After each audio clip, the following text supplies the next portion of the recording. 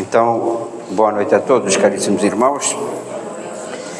E como nós estamos começando o ano para esse mês, eu escolhi justamente o primeiro capítulo do Evangelho segundo o Espiritismo, que é não vim destruir a lei. O que é que Jesus queria dizer com isso? A lei era a lei de Moisés. Então, se Jesus vinha trazer alguma coisa diferente, não queria de forma alguma destruir aquilo que já estava aí. No entanto, a gente há de reconhecer que Moisés era o legislador de um povo, era o condutor de um povo. E, para tanto, se a gente reparar para os 10 mandamentos, nós temos ali 5 mandamentos que vão de encontro a Deus, que é o nosso coração ligado a Deus, e temos 5 mandamentos que vão de encontro ao ser humano, à terra. Por isso, Jesus, quando diz, amai a Deus sobre todas as coisas e ao próximo como a vós mesmos, ele continua e diz, aí se encerra a lei e se encerram os profetas, mas ele tem o cuidado, por exemplo, não destruir a lei, diz, ama o próximo, ama a Deus e ama o próximo também. Quer dizer que as duas partes dos 10 mandamentos, elas estão inseridas nesses 2 mandamentos. No entanto, Jesus era amor puro, então aquilo que na lei de Moisés vinha de encontro ao material, vinha de encontro à justiça feita pelo homem e para o homem, Jesus reduz. Então diz o seguinte, olha, vocês ouviram o que foi dito, ama o teu próximo e odeia o teu inimigo. No entanto, eu vos digo, perdoa não apenas 7 vezes, mas sim 7 vezes, 70 vezes. Aí tinha uma senhora que tinha um marido que era muito mau, foi lá no Chico, e o Chico falou, ó, Jesus mandou perdoar 7 vezes. E ela foi para casa, né, e anotou, 7 vezes, 70 vezes. Quando chegou nos 490, ela foi lá, Chico, agora vou me separar, porque já perdoei 490 vezes. Aí o Chico disse assim, não, mas você não entendeu, é 490 cada erro.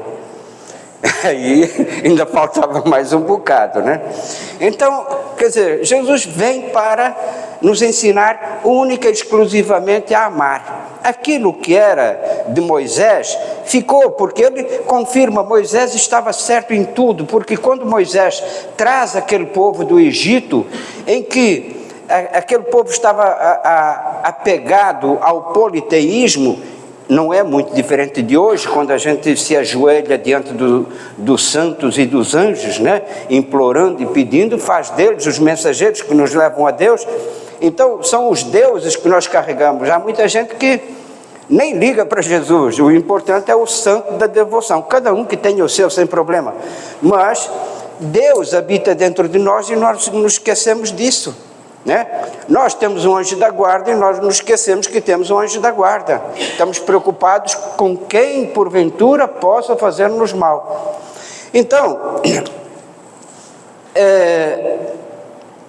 dentro dessas 3 revelações, ele diz o seguinte, não penseis que eu tenha vindo destruir a lei ou os profetas. Não vim destruir, mas dar-lhe cumprimento, quer dizer, vim reafirmar aquilo que Moisés deixou.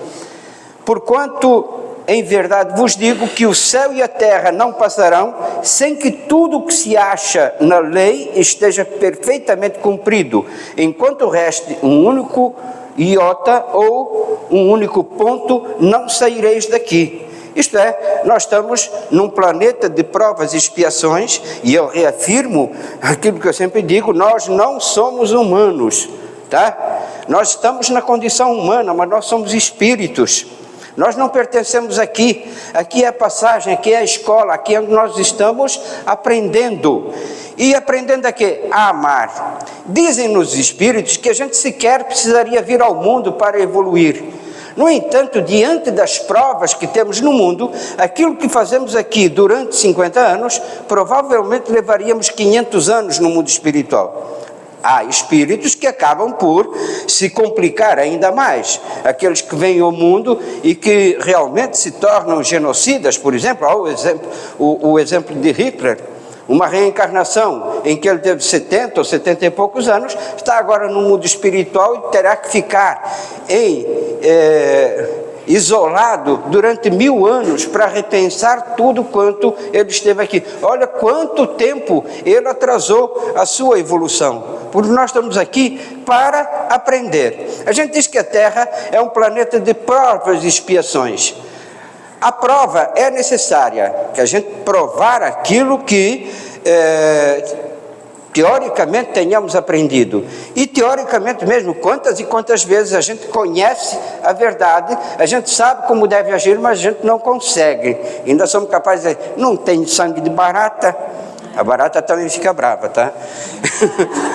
Então, nós normalmente damos desculpas para os nossos erros, né? Então eu faço, mas é a nossa condição. Deus também não exige mais do que isso de cada um de nós. Deus espera o tempo certo, porque estamos num processo de evolução, e tal qual os pais conhecem os seus filhos, Deus também nos conhece. A partir do momento em que Ele nos deu a individualidade, Ele deu-nos também o livre-arbítrio.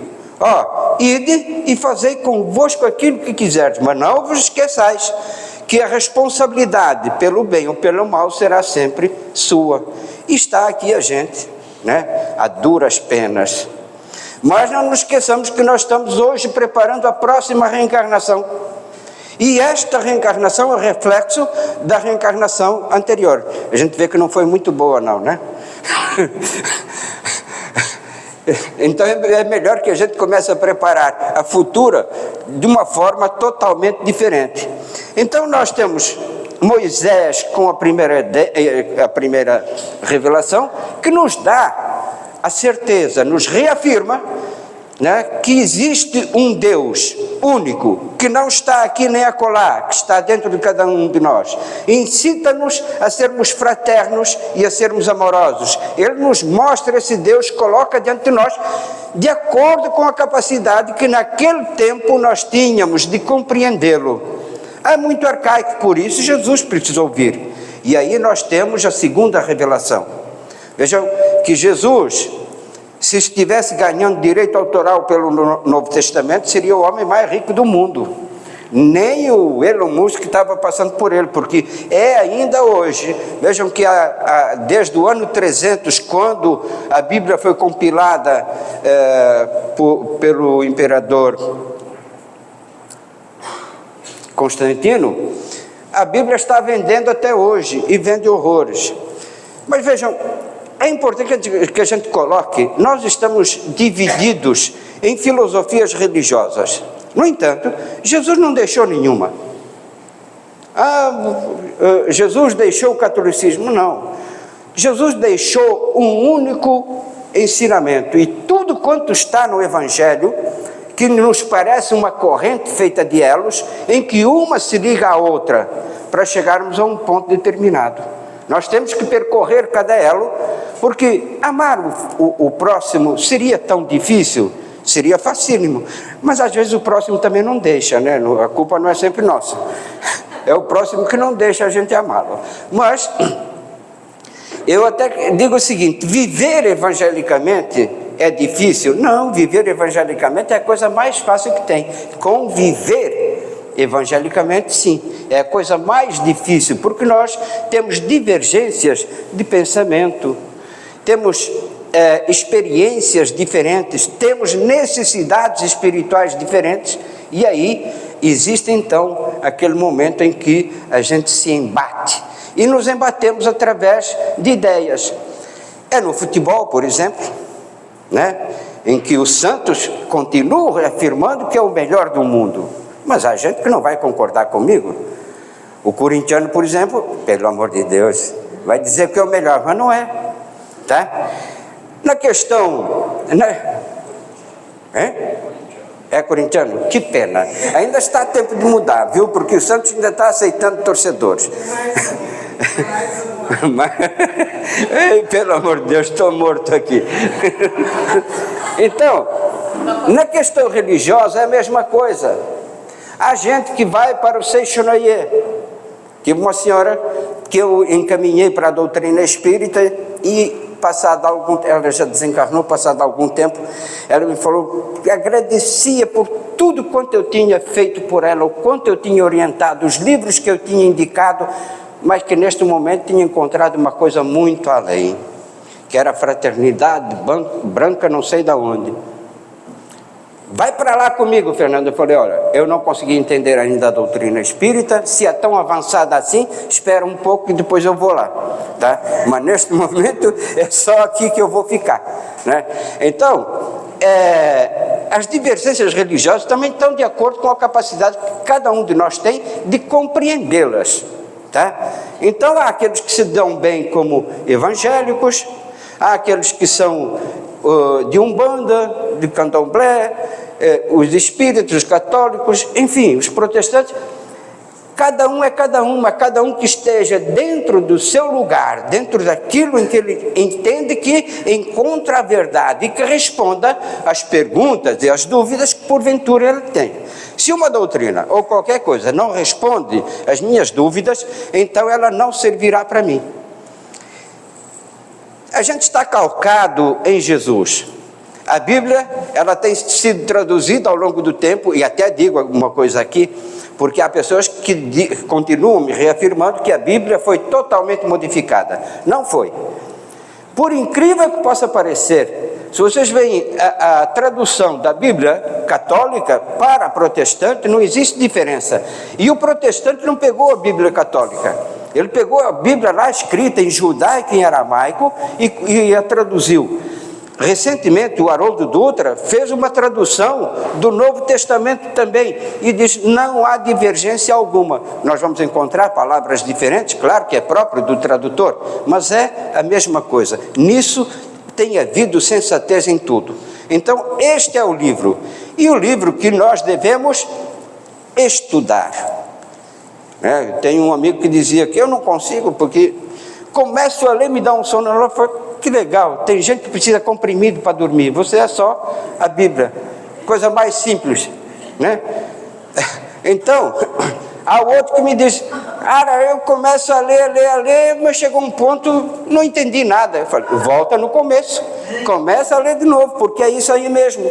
Eu vou falar uma coisa para vocês. Desde os meus 23 anos de idade, eu fazia uma reunião às sextas-feiras, em que toda sexta-feira eu lia um trecho do Evangelho. Desde os meus 23 anos, portanto já tem, não importa também quanto tem. Eu já li esse Evangelho de trás para frente, da frente para trás, sei lá, umas 30, 40 vezes. Todas as vezes que eu for ler uma parábola ou um ensinamento, eu vou descobrir alguma coisa a mais. Nunca é igual. Estou sempre descobrindo alguma coisa.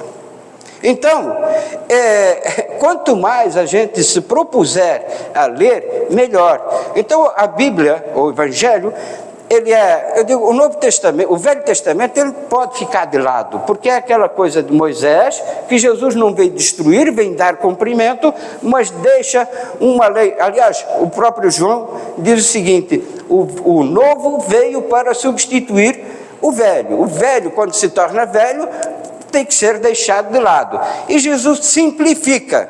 E Kardec acaba por simplificar ainda mais, né? Porque depois temos apenas um resumo de algumas parábolas, de alguns ensinamentos. Aquilo que nós precisamos realmente para evoluir. Porque há situações, Jesus era realmente descendente de Davi, não importa. O que importa é a sua obra. Maria era realmente virgem, foi o Espírito Santo que fecundou, não importa também. O que nos importa na realidade é o ensinamento, é o espírito daquilo que Jesus queria dizer e que é na realidade o instrumento que nos auxilia na nossa própria transformação.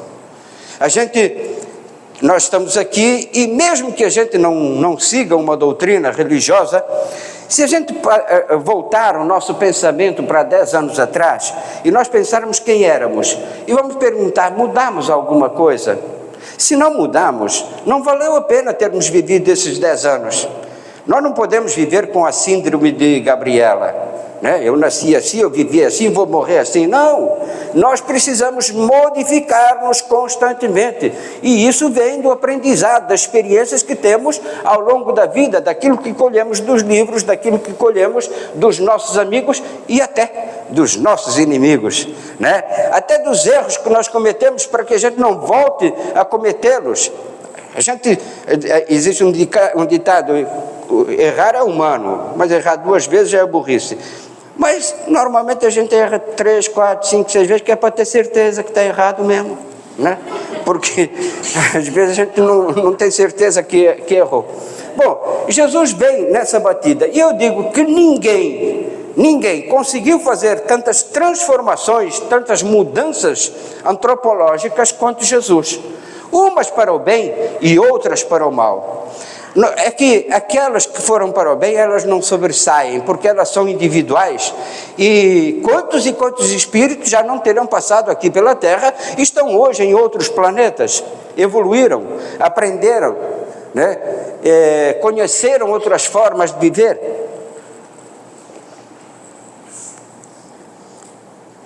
Mas há aqueles que têm vindo ao mundo e têm feito apenas mal a si próprios, tá?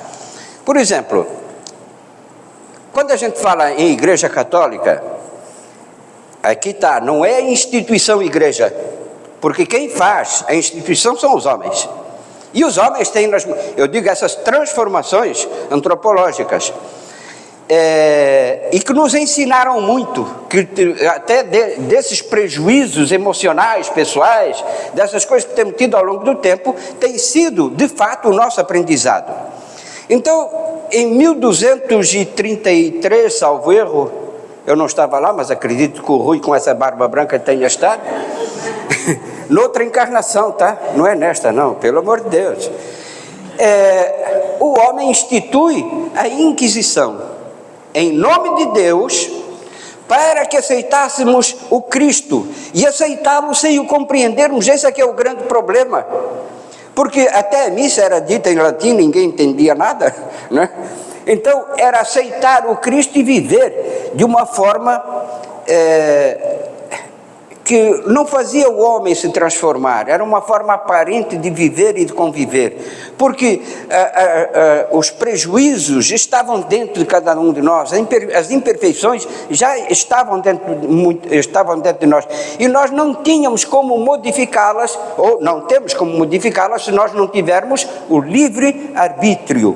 É a liberdade, essa dita liberdade que a gente fala. O homem nasceu livre, ele tem que morrer livre, ele tem o direito de pensar, ele tem o direito de agir, ele tem o direito de falar em tudo. Mas não, nem nas doutrinas nos davam esse direito. Então a Inquisição é colocada para colocar gente na fogueira, fazer churrasquinho de gente na fogueira. Mas isso foi lá em 1233, salvo erro, e com quem? O Papa Gregório, que nós vamos encontrar aqui num livro mediúnico chamado Libertação, de André Luiz, escrito, psicografado para Chico Xavier. Aquele homem, só em meados de dos anos 30, mais ou menos, é que conseguiu despertar para a vida que existia no universo. Até lá ele esteve nas sombras, no umbral. Ele morreu acho que em 1242. Eu não estava lá também. Agora vocês façam a conta, 1242 ou 1241 até 1930. Esse homem ficou quase 700 anos em dor e sofrimento por aquilo que fez durante uma vida. O prejuízo que ele não teve, era um homem extremamente inteligente. Então a igreja passou, em vez de nos mostrar um Cristo que nós precisávamos, ela passou a dar-nos um Cristo que era mau. Ela passou a mostrar-nos um Deus que era vingativo. E havia gente que não concordava com isso, por isso nós tivemos a Reforma Protestante, que já lá em 1415, com um homem chamado Johann Gosch, que foi queimado na fogueira porque protestava contra o sistema, começam era um movimento de reforma da igreja, porque a igreja estava contaminada pela corrupção e pela prostituição, e esse homem levantou a voz, mas ainda assim ele não conseguiu. Ele era alemão, Hans em alemão significa pato, então ele dizia, olha, vocês estão me matando a mim porque sou um pato, mas a minha ideia não morreu, a minha ideia vai continuar. E um dia há de haver um cisne que há de fazer aquilo que eu não consegui fazer. Em 1517,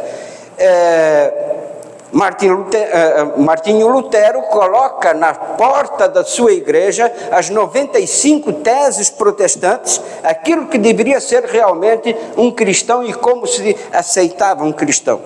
Logo em seguida, como ele adotava o voto de pobreza, vem Calvino e diz, não, voto de pobreza não precisa. Então, por quê? Porque o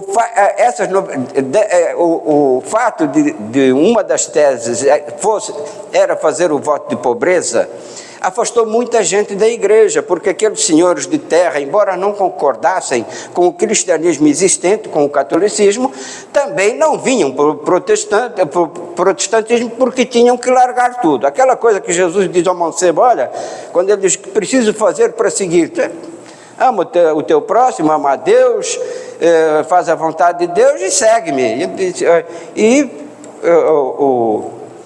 Mas eu já faço isso, Senhor. Então agora você vende tudo e dá para os pobres. Aí não dá ainda. Por quê? Porque nós estamos numa terra, num planeta de provas e expiações. Bom, mas chegou o ponto em que o protestantismo, a igreja estava totalmente apodrecida, corroída por dentro.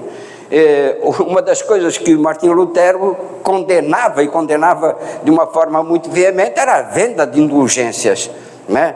Eu tinha pecados, eu vou até o padre, me confessa, faz um chequinho aí de 10 contos, né? Na época não tinha cheque, mas traz umas moedinhas de ouro e os teus pecados estão pagos, não existe mais problema. Também não era muito diferente no tempo do Egito, em que quando um senhor era condenado à morte, ele levava o seu escravo para morrer no seu lugar. Olha que legal.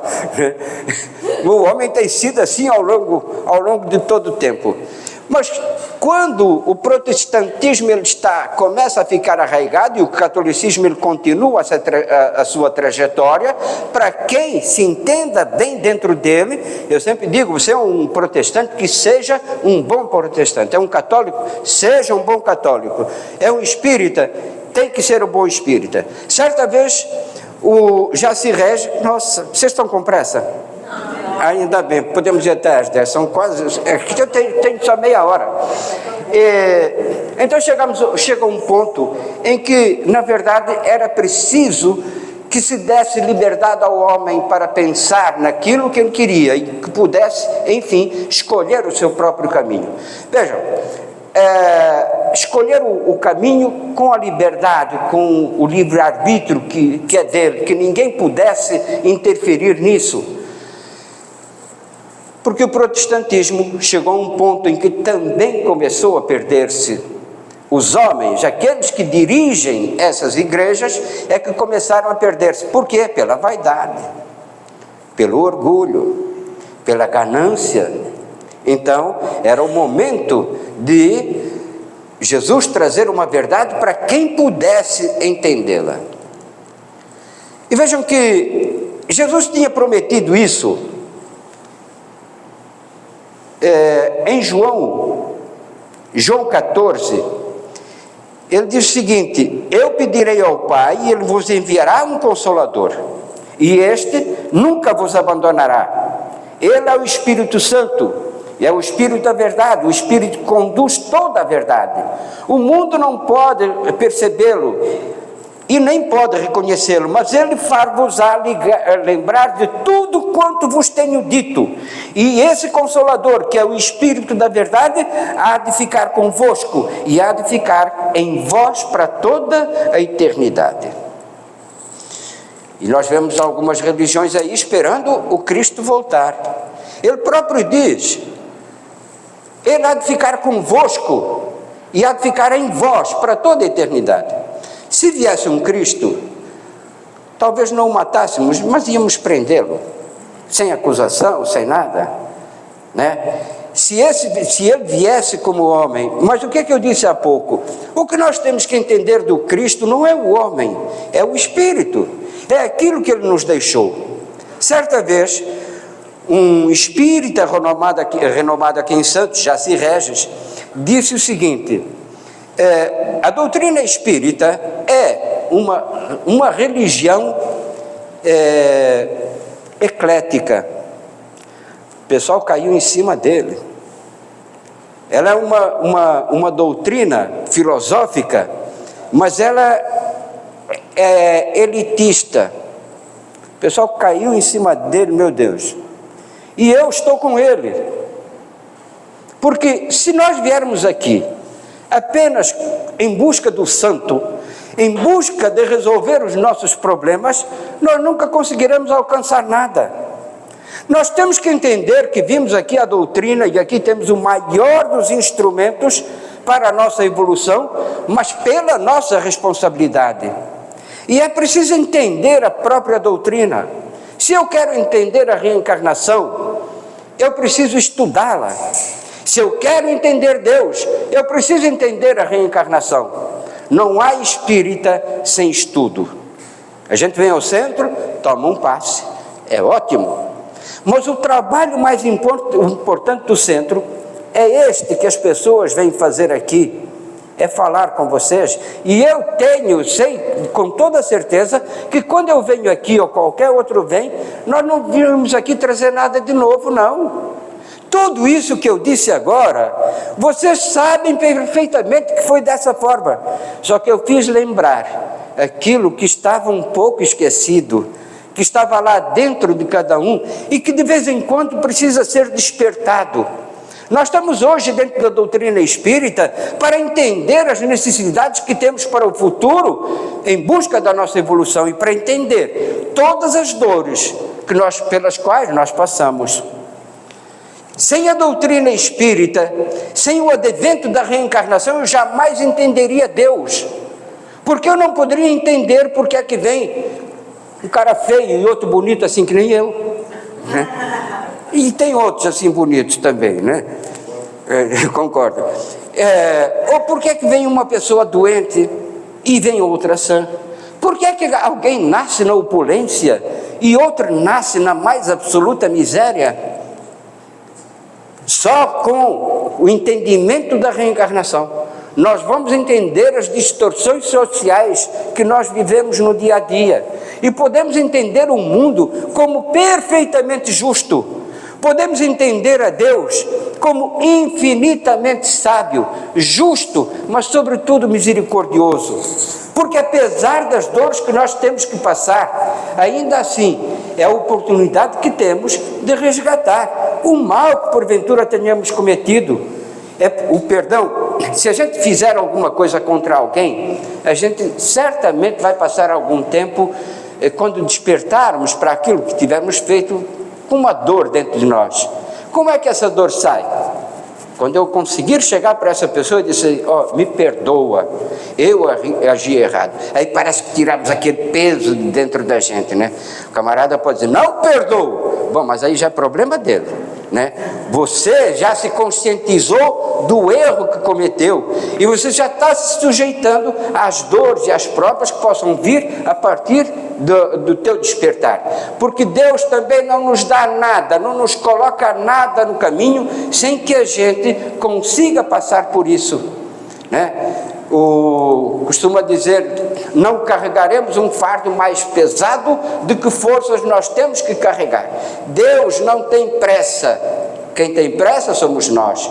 Deus não teve começo e não terá fim, portanto o tempo para Ele é relativo, para nós não, nós temos pressa. Quanto mais tempo nós nos atrasarmos, mais tempo nós vamos ficar em dor e sofrimento. É isso que a doutrina espírita vem nos trazer, tirar o véu diante dos nossos olhos, para que a gente compreenda o mundo que nos cerca, e então a nossa fé, a nossa crença em Deus, ela passa a ser raciocinada, passa a ser pensada. Então, quantas e quantas pessoas me dizem que têm fé, mas diante do primeiro problema, mas eu não mereço. Onde está Deus? O que é que Deus está fazendo? Como é que o meu anjo da guarda está fazendo? Estão te ajudando, estão te dando a oportunidade de resgatar. Se nós temos fé, nós temos que acreditar que nada que nos acontece que não seja exatamente o reflexo das nossas ações. A fé é igual a criança que vai atravessar a rua e ela com medo vai ficar parada, mas quando der a mão para um adulto, ela não vai perguntar mais nada. Ela acreditou que o adulto pode levá-la para o outro lado, para outra margem da rua. E assim deveríamos ser nós em relação a Deus. Mesmo que as dores nos ataquem por dentro e por fora, nós temos que ter a certeza de que nada nos acontece que não seja o reflexo das nossas ações, que existe uma lei de causa e efeito, que Deus é infinitamente bom, justo e misericordioso, que não nos dá aquilo que nós não precisamos. Precisamos sim, até das dores. E elas não foram impostas por ninguém, elas foram impostas para nós mesmos. O nosso único inimigo nessa escala da evolução somos nós mesmos. Não precisamos lutar contra aquele que nos fez mal, ele foi apenas um instrumento, e Jesus é claro em relação a isso. Pedro, a desgraça precisa ser levada à tua casa, no entanto, ai de quem a leve. Quer dizer, Deus se utiliza daquele que está errando para trazer sempre algum benefício ao mundo, às pessoas, aos seus filhos, os filhos que precisam, e ainda assim não deixou de amar-nos, não. Olha, antigamente, hoje nós educamos as nossas crianças conversando. Eu tenho 4 filhos, nunca bati num filho, nunca precisei bater, mas na minha época era diferente, né? Era cintada, né? Era para aprender mesmo, era para endireitar o caboclo, né? Não tinha jeito. Agora, causou algum trauma em nós? Deixamos de amar os nossos pais porque nos batiam? Não, provavelmente os meus pais me bateram menos do que os pais dele bateram nele. Meu pai disse que uma vez levou uma surra de corda que foi um negócio absurdo, né? Então, nós não deixamos de amar os nossos pais porque nós apanhamos. E assim, nós temos que estar com Deus. Não vamos deixar de amar a Deus porque nós apanhamos na vida. Ainda mais que temos a consciência que fomos nós que provocamos as nossas dificuldades, os nossos problemas. Caríssimos irmãos, a vida poderia ser muito mais simples e nós aceitamos sim os problemas quando compreendemos, porque a fé está nisso. Né? Se nós acreditamos que Jesus é realmente aquele Cordeiro de Deus que veio para redimir os pecados do mundo, então vamos aceitá-lo. Entregou seu sangue. Essa comparação, essa analogia tem a ver com aquele Cordeiro que era levado no final do ano para que fosse morto no templo e ali no sangue do Cordeiro fossem redimidos os pecados da família que o levou. E Jesus entrega o seu sangue para redimir os nossos pecados com compreensão, com entendimento. Então diz, olha, ninguém é responsável por nada, cada um é responsável por si. A única coisa que precisamos fazer é auxiliar-nos uns aos outros. Esta é a revelação. E nos traz então, em 1857, começa o advento da codificação da doutrina para que nada mais nos faltasse. Mas o importante, quando Kardec pergunta aos espíritos, é a última palavra que nós temos em termos de religião, os espíritos são claros e sucintos. Não, é aquilo que vocês podem compreender. Se o homem podia compreender lá há 4.000 anos atrás, 4.500 anos atrás, deixa eu fazer a conta aqui, 3.500 anos atrás, Moisés, era aquilo que podiam compreender porque ainda estavam apegados às adorações materiais. Quando Jesus traz a essência do pecado, do erro, traz esclarecimento, mostra ao homem a realidade do mundo que cada um que pode viver, era a realidade que nós podíamos compreender. Hoje, nós estamos aqui no advento da doutrina espírita, enquanto muitos ainda estão no catolicismo, outros estão no protestantismo, e com toda certeza, por lá nós já passamos também, porque foi necessário compreendermos todas as etapas do mundo e da vida, para que a gente pudesse chegar aqui, abrir o peito e dizer: olha, ninguém é responsável por mim, eu sou o único responsável.